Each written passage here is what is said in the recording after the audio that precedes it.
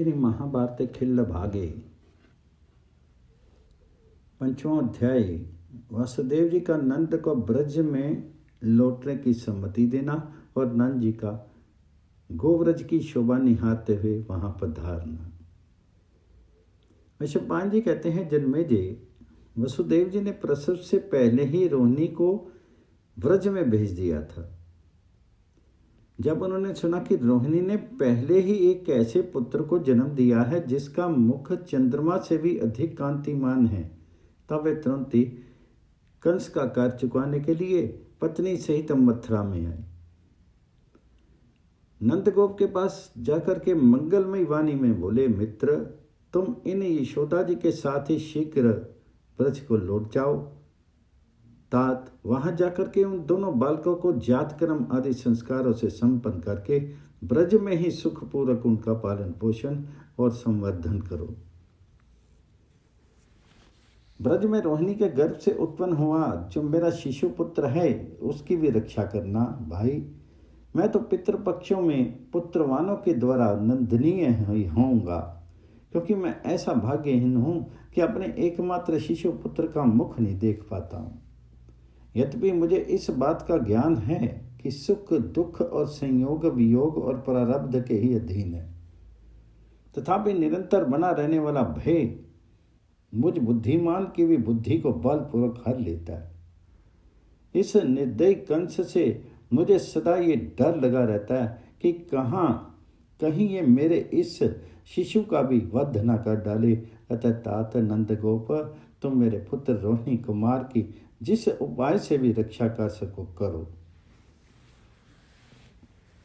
बालद्रोहियों के स्वरूप का यथावत रूप से विचार करके जैसे बने उनके जीवन की रक्षा करो, क्योंकि जगत में बहुत से ऐसे विघ्न खड़े हुए हैं जो बालकों को त्रास दे रहे हैं। मेरा वह पुत्र बड़ा है और तुम्हारा ये बालक छोटा।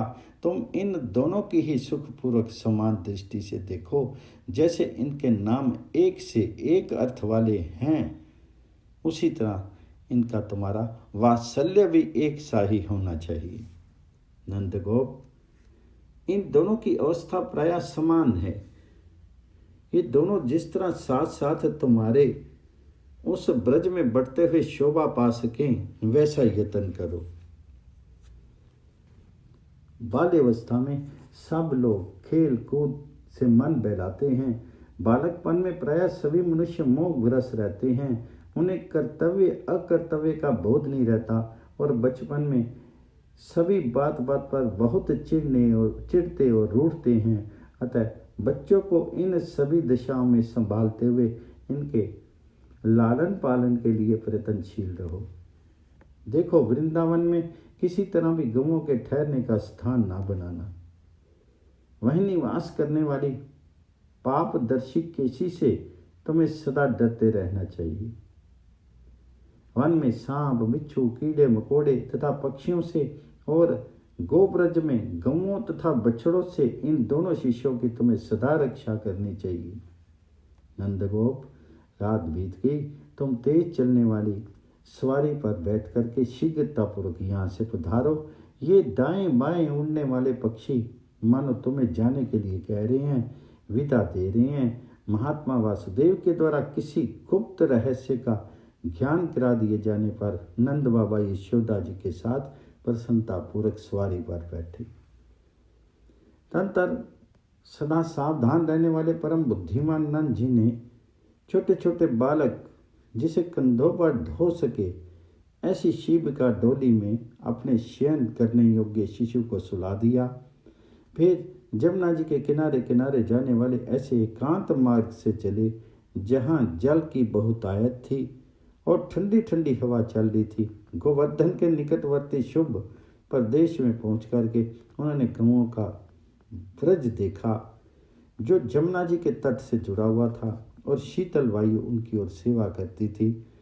विशेष प्रकार की बोली बोलने वाले शिकारी जीवों के रहने से उस प्रदेश की रमणीयता बढ़ गई थी। वहाँ लता और वल्लियों से लिपटे हुए बड़े बड़े वृक्ष शोभा पा रहे थे। घास चरती और थनों से दूध जरती हुई गौओं से वह स्थान अलंकृत था। वहाँ गौओं के चलने फिरने के लिए समभूमि थी, विषम नहीं। जलाशयों में उतरने के लिए जो मार्ग थे वे भी सम ही थे। बैलों या सांडों के कंधों की टक्कर से तथा उनके सींगों की रगड़ से वहाँ के कई वृक्ष घिसे हुए दिखाई देते थे। वहाँ गीध और मांस भक्षी पन बिलाव आदि के पीछे मांस की इच्छा रखने वाले बाज तथा वसा और मैदा खाने वाले गीदड़, चीते तथा बाघ, सिंह आदि लगे हुए थे। इन सब के द्वारा ये प्रदेश घिरा हुआ था। सिंहों के दहाड़ने से वहाँ का वन प्रांत गूंजता रहता था। नाना प्रकार के पक्षी वहाँ सब ओर व्याप्त थे। उस ब्रज में जो वृक्षों में फल लगे थे वे बड़े स्वादिष्ट थे। वहाँ घास पात और लता बेलों की बहुलता थी। इस प्रकार वह गोब्रज गौओं के रंभाने के शब्द से मुखरित था। गोपांगनाओं से घिरा हुआ ये भूभाग बड़ा रमणीय दिखाई देता था।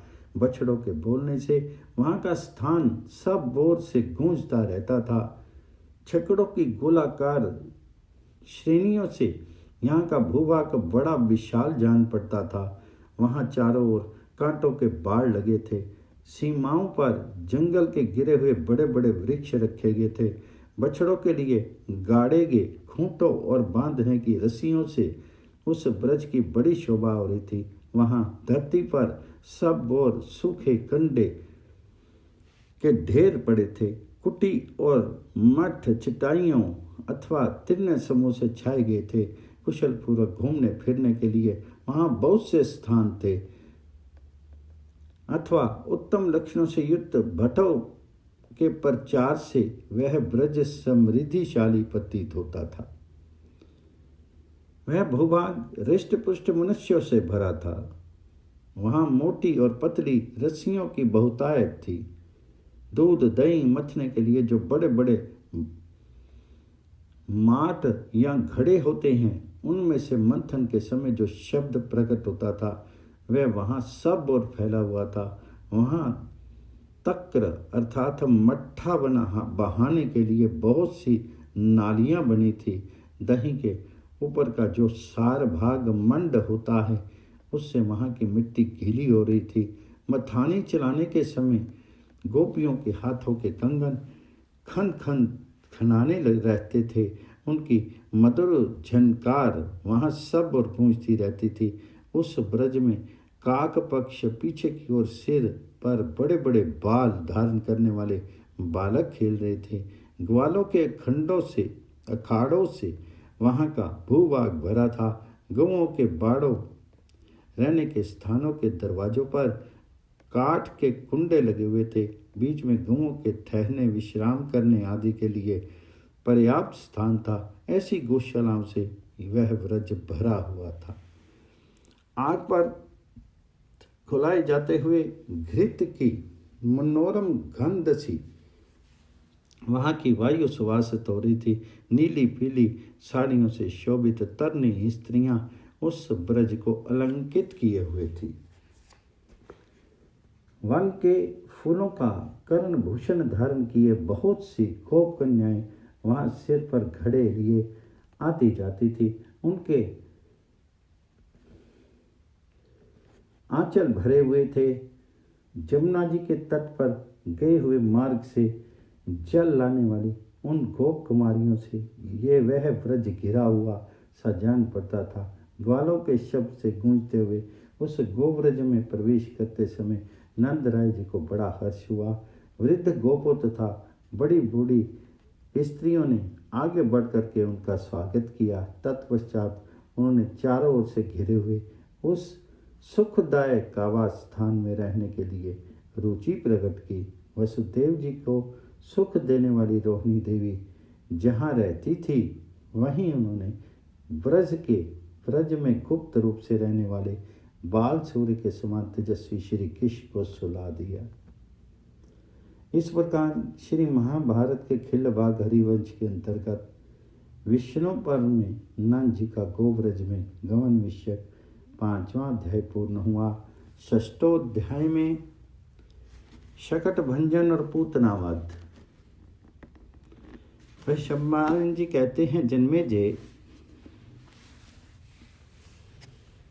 उस गोब्रज में रहने वाले गोप कर्म करते हुए नंद गोप के बहुत दिन बीत गए। वहां उन दोनों बालकों का उन्होंने नामकरण संस्कार कर दिया। तदंतर वे दोनों भाई वहां बड़े सुख से रहने और दिनों दिन बढ़ने लगे। उनमें बड़े का नाम संकर्षण था और छोटे का कृष्ण। दूसरे शीर में आए हुए भगवान श्री हरि ही कृष्ण नाम से विख्यात हुए। उनकी अंग कांति श्याम मेघ की भांति सांवली थी। जैसे समुद्र में मेघ की वृद्धि होती है, उसी प्रकार वे गौओं के बीच में रह करके बढ़ने लगे। यशोदा अपने पुत्र को हृदय से चाहने वाली थी। एक दिन की बात है, लाला कन्हैया छकड़े के नीचे सोया हुआ था।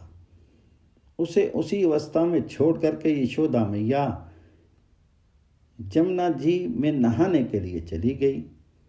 फिर तो लाला कन्हैया बाल लीला करता हुआ अपने दोनों हाथ पैर फेंकने लगा। पैरों को ऊंचे तक फैला करके मधुर स्वर में रोने लगा। अब उसके मन में मैया के दूध पीने की इच्छा जाग गई। फिर तो उसने वहां एक ही पैर के धक्के से छकड़े को ऊंधा उलट दिया। ये सब उसने दुग्ध पान की इच्छा से किया था। ये अद्भुत लीला करके वह रोने लगा। इसी बीच में भय से व्याकुल हुई यशोदा मैया नहा करके लौट आई। उसके दूध झर रहा था, जो उसके अन्य अंगों में भी फैलता जा रहा था।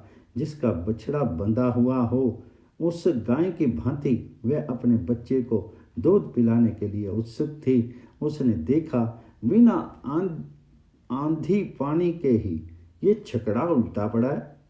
फिर तो हाय हाय करके तुरंत ही लाला को गोद में उठा लिया। वह इस बात को नहीं जान सकी कि छकड़े के उलट जाने का वास्तव में क्या कारण है।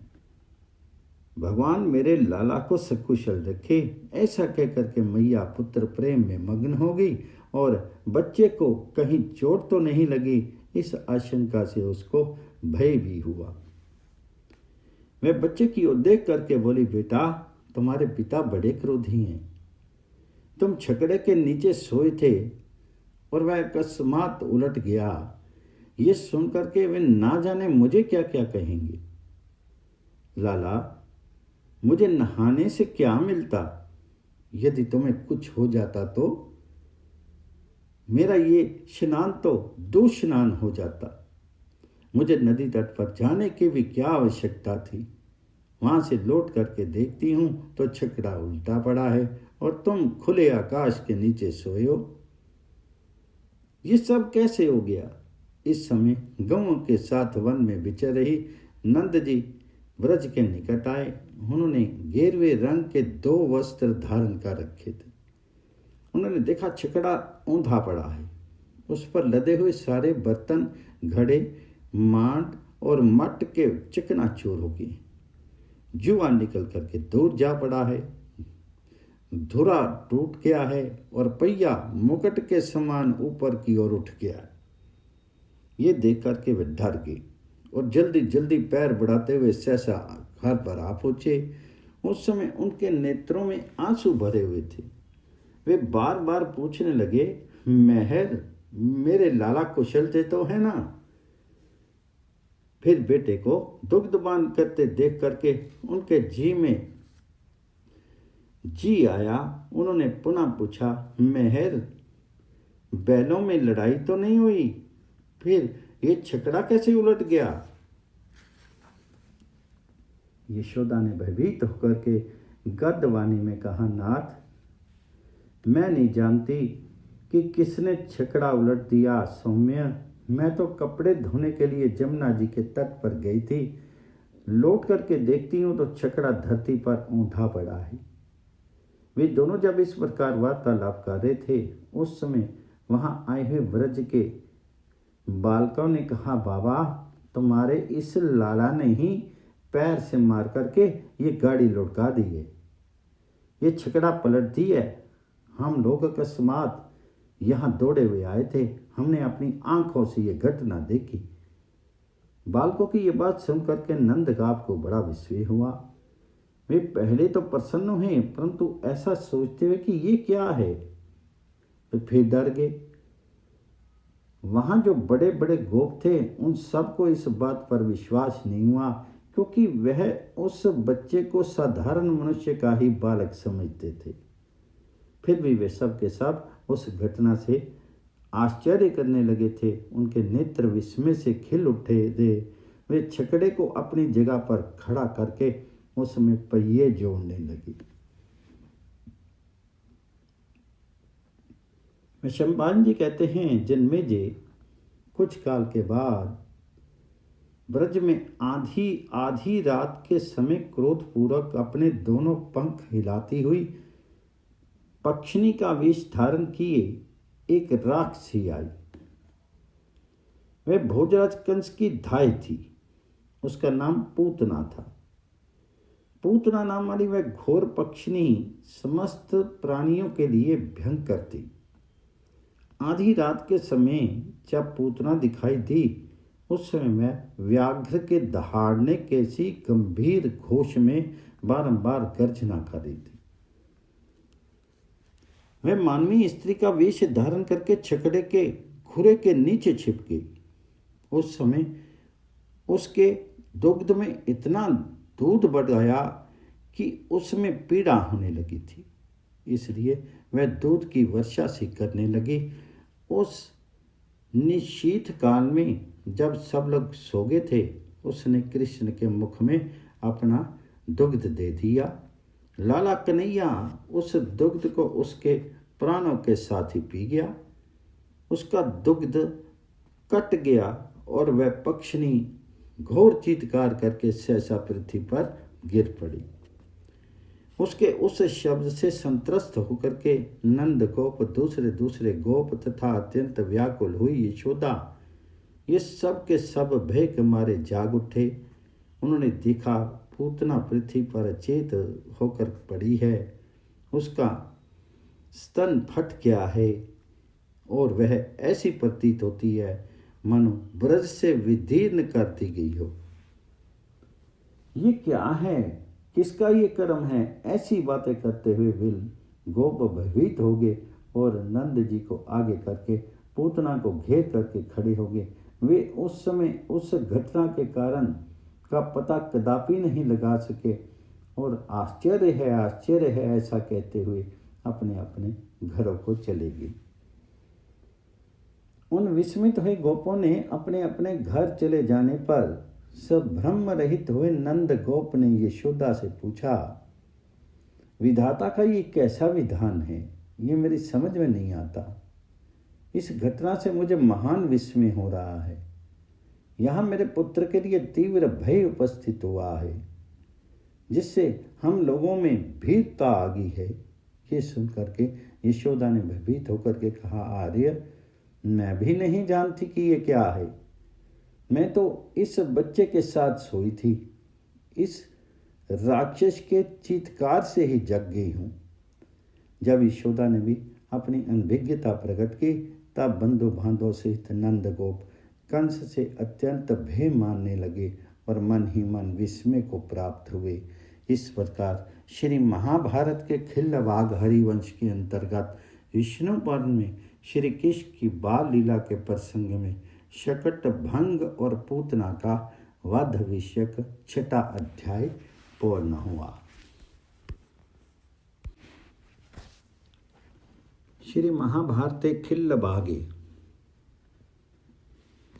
7वां अध्याय श्री कृष्ण और बलराम का व्रज में घुटनों के बल चलना और श्री कृष्ण का उलूखल में बंद करके यमल अर्जुन भंग की लीला करना।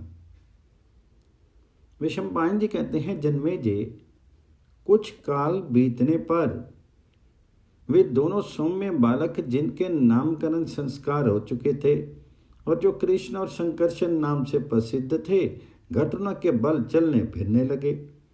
बचपन से ही वे दोनों बच्चे एक दूसरे में अंतर्भूत से होकर के एकता को प्राप्त हो गए थे। ऐसा जान पड़ता था कि वे दोनों एक ही शीर धारण करते। वे दोनों भाई बालचंद्र और बाल सूर्य के समान कांतिमान थे।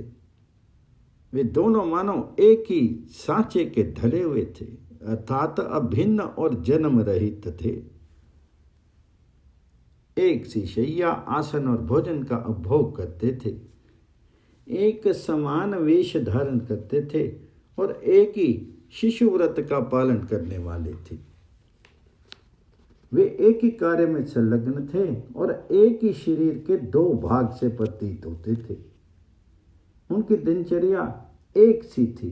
वे महाप्रकर्मी बालक एक ही पिता के शिशु थे। लोगों की दृष्टि में वे एक जैसे कद के थे। उन्होंने देवताओं के दुष्ट दमन और धर्म स्थापन रूप सिद्धांत के पालन के लिए मानव शरीर ग्रहण किया था। वे संपूर्ण जगत के संरक्षण होकर भी गोप बालक बन गए थे। वे दोनों भाई एक दूसरे से मिली हुई क्रीड़ाओं द्वारा शोभित होते थे। जैसे आकाश में चंद्रमा और सूर्य एक दूसरे की किरणों से बंद करके एक साथ हो गए हों। उन दोनों की भुजाएं सर्पों के शीर के समान जान पड़ती थी। वे उनके द्वारा सब और चलते फिरते और सरकते थे। उस समय धूल से भरे हुए शीर वाले वे दोनों भाई दर्प भरे दो हस्ती शावकों के समान शोभा पाते थे। कहीं तो उनके दीप्तिमान अंगों में राख लिपट जाती और कहीं वे करसी अर्थात कंडों के चूर्ण से नहा उठते थे। ये वहां अग्नि के दो कुमार शाख और विशाख के समान सुशोभित होते हुए सब और दौड़ लगाते थे। कभी घिसे हुए घुटनों के बल सरकते हुए श्री कृष्ण बलराम बड़ी शोभा पाते थे। कभी वे बछड़ों के स्थानों में जाकर के खेलने लगते और सारे अंगों तथा सिर के बालों में गोबर लपेट लेते थे। कांति रूपनी श्री से सेवित होकर के वे दोनों भाई अनुपम शोभा पाते और पिता को आनंद प्रदान करते थे। कभी कभी बाल स्वभाववश किसी किसी के विपरीत कार्य कर बैठते और जोर जोर से हंसने लगते थे। वे सदा क्रीड़ा कौतूहल में ही लगे रहते थे। उनके सिर के घुंघराले बाल नेत्रों पर लटक करके उन्हें व्याकुल एवं चंचल बना देते थे। उन दोनों के मुख चंद्रमा के समान थे, अतः वे सुकुमार बालक बड़े सुहावने लगते थे। वे क्रीड़ा में ही आसक्त होकर के सारे ब्रज में विचरते रहते थे। उन दोनों अत्यंत मत वाले बालकों को सर्वत्र जाते देखकर भी नंद गोप रोक नहीं पाते थे। तब एक दिन यशोदा मैया अत्यंत कुपित होकर के कमल नयन श्री कृष्ण को एक गाड़ी के पास ले जाकर के बारंबार डांटने फटकारने लगी। इतना ही नहीं, उसने उसके पेट और कमर में रस्सी बांध करके उस रस्सी को ओखली में कस दिया और कहा, अब जा सको तो जाओ। इतना कह करके वे घर के काम धंधों में लग गई। यशोदा के कार्य में तत्पर होते ही लाला कन्हैया बाल लीला करता और ब्रज के लोगों को विषय में डालता हुआ आंगन से निकला। वह ओखली को घसीटता हुआ वन की ओर चला। मार्ग में एक साथ उत्पन्न हुए दो अर्जुन के वृक्ष थे जो बहुत बड़े हो गए थे। कन्हैया अपनी ओखली को खींचता हुआ उन्हीं दोनों वृक्षों के बीच से होकर के निकला। खींचते हुए कन्हैया के उदर से बंधी हुई वह ओखली टेढ़ी होकर के उन दोनों अर्जुन वृक्षों की जड़ में जा लगी और वहीं अटक गई। फिर तो उसने उन वृक्षों सहित ओखली को जोर से खींचा। बालक कन्हैया द्वारा वेग से खींचे गए वे दोनों अर्जुन वृक्ष जड़ और शाखाओं सहित टूट करके गिर पड़े और वह अपने दिव्य बल का आश्रय लेकर के गोपों को दिखाने के लिए उन दोनों वृक्षों के बीच में खड़ा खड़ा हंसने लगा। उस बालक के प्रभाव से वह रस्सी और भी दृढ़ हो गई। जमुना तीर के मार्ग पर खड़ी हुई गोपियों ने जब बाल कृष्ण को उस अवस्था में देखा तब वे आश्चर्यचकित होकर के करुण क्रंदन करते ही यशोदा जी के पास दौड़ गए। उन सब के मुख पर घबराहट छाई हुई थी। उन गोपांगनाओं ने यशोदा से कहा, यशोदा जी वेग से आओ आओ, सब ब्रह्म के कारण तुम विलंब क्यों करती हो। व्रज में वे दोनों अर्जुन वृक्ष थे जहां हमारी प्रत्येक याचना और मनोती सफल होती थी। वे दोनों वृक्ष तुम्हारे पुत्र के ऊपर गिर पड़े। जैसे बंधा हुआ बछड़ा हो उसी प्रकार उधर से मजबूत रस्सी से बंधा हुआ तुम्हारा वह बालक उन वृक्षों के बीच में खड़ा खड़ा हंस रहा। अपने को पंडित मानने वाली मूढ़ दुर्बुद्धि यशोदे, उठो चलो हमारे साथ और अपने जीवित पुत्र को जो मानो मौत के मुख से बच करके निकला है घर ले आओ। यशोदा भयभीत होकर सहसा उठी और हाहाकार करती हुई उस स्थान पर गई जहां उसके लाला ने उन दोनों वृक्षों को धराशायी कर दिया था। उसने अपने पुत्र को उन दोनों वृक्षों के बीच में खड़ा देखा तो रस्सी से पेट में बंधी हुई ओखली को अपनी ओर खींच रहा था। गोपियां और बड़े बूढ़े गोपों सहित सारे ब्रज में उस समय इस घटना की चर्चा होने लगी। गोपों के यहाँ जो ये महान और अद्भुत घटना घटित हुई थी, इसे देखने के लिए चारों ओर से लोग आने लगे। वन में विचरने वाले वे गोप अपनी इच्छा के अनुसार वहां आकर के कहने लगे, आहो ब्रज के ये दोनों वृक्ष देव मंदिर के समान थे, इनको किसने गिरा दिया। ना आंधी चली, ना वर्षा हुई, ना बिजली गिरी और ना किसी हाथी ने ही आकर के टक्कर मारी। इन सब दोषों के बिना ही ये दोनों वृक्ष किसके द्वारा गिराए गए। जड़ से अलग हो जाने के कारण पृथ्वी पर गिरे हुए इन दोनों अर्जुन वृक्ष जलहीन बादलों के समान शोभा रहित हो गए हैं। नंदगोप, यदि ये दोनों वृक्ष इस गोष्ठ में लगाए गए थे और समस्त घोषवासियों का कल्याण करते थे, तो आज इस अवस्था में पहुंचकर भी ये दोनों आप पर प्रसन्न नहीं हैं, जिससे विशाल होने पर भी इन वृक्षों ने पृथ्वी पर गिरते समय तुम्हारे बालक को जीवित छोड़ दी। इस ब्रज में यह तीसरी बार उत्पातिक घटना हुई है। पूतना का विनाश, छकड़े का उलटना और वृक्षों का धराशायी होना, ये तीनों उपद्रव यहाँ हो चुके। इस स्थान पर हमारे इस ब्रज का रहना अब उचित नहीं जान पड़ता है, क्योंकि यहाँ अशुभ परिणाम की सूचना देने वाले उत्पात दिखाई देते हैं।